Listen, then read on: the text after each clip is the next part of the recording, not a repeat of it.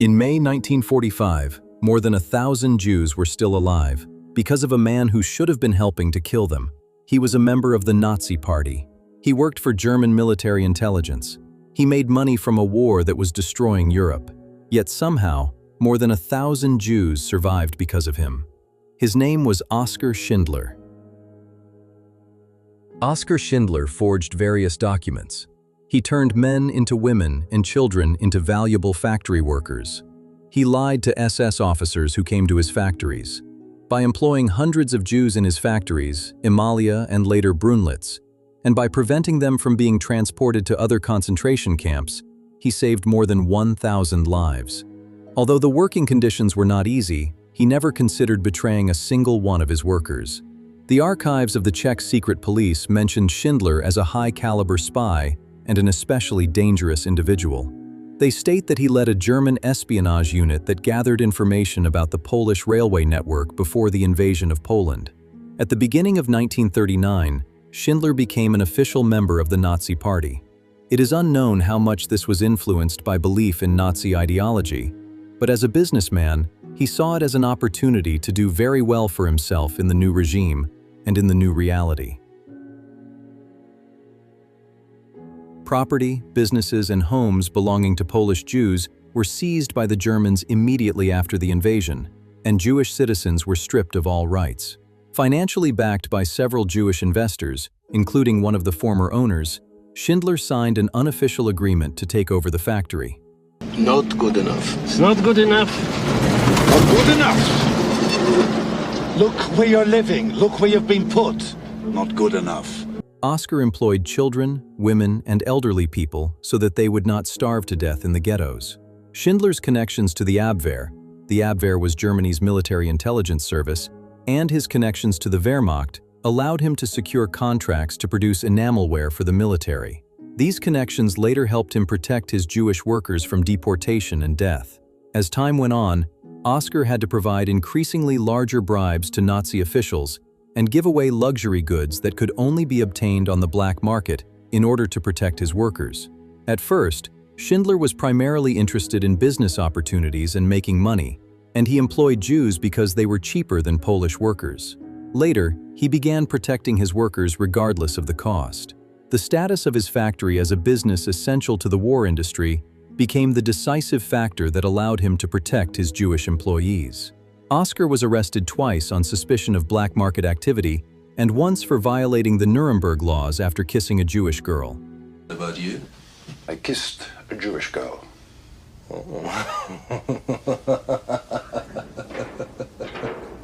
Did your brick fall off?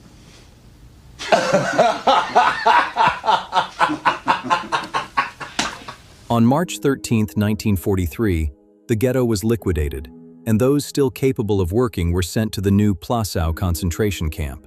Several thousand people deemed unfit for work were sent to extermination camps and killed. 200 people were murdered by the Nazis in the streets during the clearing of the ghetto. After learning about the Nazi plans for the ghetto, Schindler forced his workers to remain inside the factory overnight in order to protect them from death. He witnessed the liquidation of the ghetto and was horrified. From that moment on, Oskar changed his opinion of the Nazis. He decided to save as many Jews as possible. Although the camp's primary function was forced labor, it was also a place where prisoners brought from other ghettos were killed. The main victims were the elderly and the sick. The camp had neither gas chambers nor crematoria, so mass killings were carried out by shooting. By 1943, the camp had become notorious for its horrors. At that time, the camp commandant was Amon Guth, an SS officer. He was sadistic. Witnesses say that he never began breakfast without first shooting at least one person. On his first day as commandant of the camp, he killed 2 Jews and forced the prisoners to watch. Shoot her. Herr Kommandant! I'm only trying to do my job. Yeah, I'm doing mine. Sir, she's foreman of construction. We're not going to have arguments with these people. Then Shoot her! Here, on my authority. In his introductory speech as the new camp commandant, he told his prisoners, "I am your God." Goethe held complete authority over the camp, especially during its early period. When the camp opened, there were about 2,000 prisoners. At its peak in 1944, there were 25,000 prisoners, and another 150,000 people passed through the camp as a transit location, whom survivors described as an extremely cruel man, personally killed prisoners on a daily basis. His 2 dogs, a Great Dane named Rolf and an Alsatian mixed breed named Alf, were trained to tear prisoners apart and kill them. Whenever he went outside to hunt people, it was a signal to experienced prisoners that they needed to hide.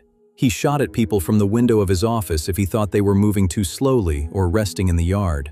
On one occasion, he shot a Jewish cook because the soup was too hot. He treated his 2 female servants brutally. Like all the other prisoners in Plaszow, they lived in constant fear for their lives. Guth lived comfortably in a villa and owned cars and horses, which he used to travel around the camp. He ordered one Jewish prisoner to make him a new pair of shoes every week. A survivor recalled, "As a survivor, I can say that we are all traumatized people. I would never have believed that any human being could be capable of such horror, such cruelty. Whenever we saw him in the distance, we hid wherever we could, even in the toilets. I cannot describe how afraid people were of him," said Helena, Guth's servant. The more you see of the Herr Commandant, the more you see there is no set rules that you can live by. Other Jews would say, "When you see the Commandant, you see death." Between 10,000 and 12,000 people were killed in Plaszow. Many prisoners died from typhus, starvation, and executions. Because most work facilities were intended primarily for men, women had a lower chance of survival. The Plaszow camp became especially notorious for both individual and mass shootings. Approximately 8,000 deaths took place outside the camp fences. Prisoners were transported by truck 3 or 4 times a week. Covered trucks arrived in the morning. The condemned were taken to Hujowa Gorka, a trench dug into a hillside.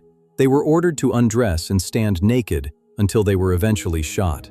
Their bodies were then buried in the ground. Later, in an effort to destroy evidence of the mass murders, all of the bodies were exhumed and burned on open pyres.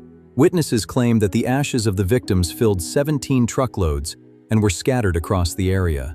Most of the prisoners were Polish Jews, although there were also many women and children.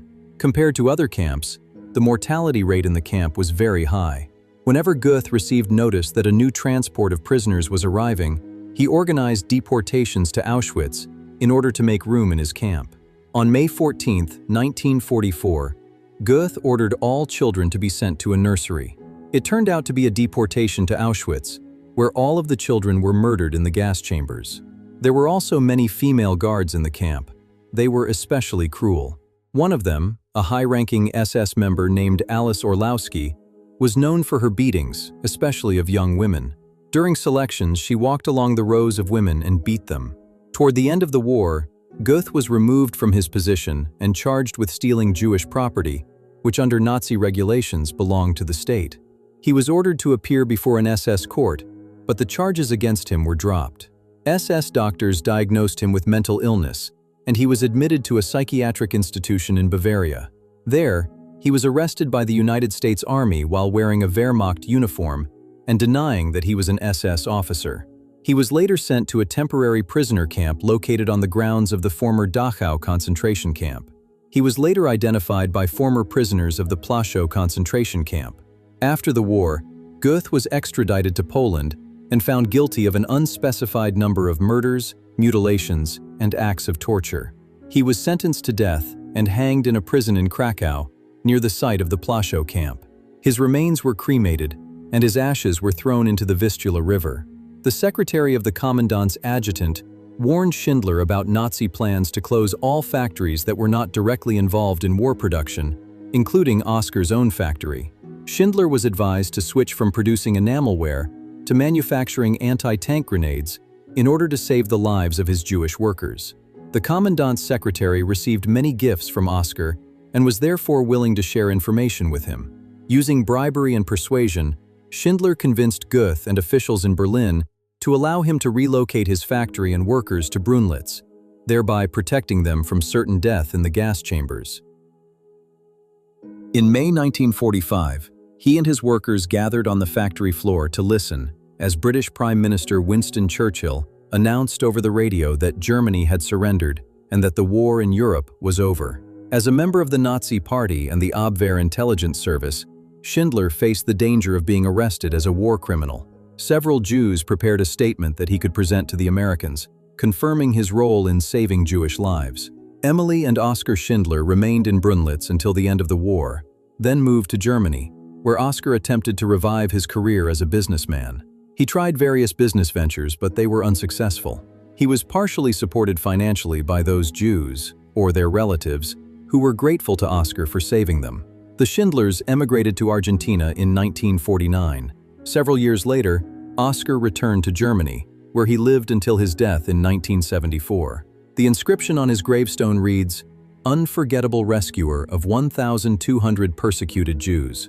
There are many personal stories of people who were saved because of Oskar and whose names appeared on his list.